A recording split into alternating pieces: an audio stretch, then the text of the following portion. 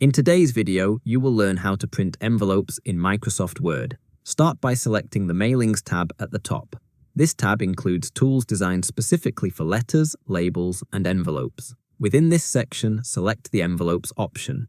When you hover over it, you will see that it is used to create envelopes, which is exactly what we want to do here. After selecting the Envelopes option, you will see fields where you can enter address information. Go ahead and type the delivery address into the appropriate box. This is the address the envelope will be sent to, so take a moment to ensure it is entered correctly. Below that, you can also enter a return address. Adding a return address is optional, but it is generally recommended in case the envelope needs to be sent back for any reason. Once the addresses are entered, shift your attention to the printing process. Before printing, make sure the envelope is properly loaded into your printer.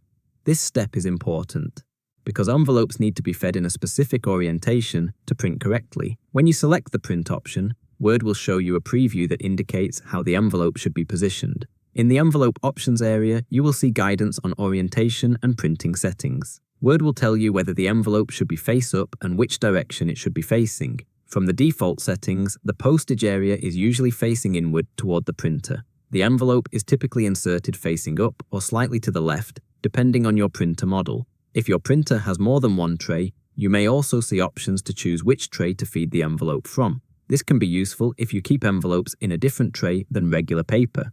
Select the tray that matches where your envelope is loaded. After confirming the orientation and tray settings, select OK to continue. Then select Print to send the envelope to your printer.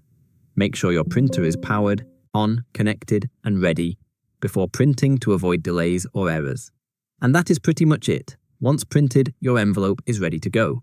As always, thank you for watching this brief tutorial. I hope I was able to help you out, and I look forward to catching you all in the next tutorial video.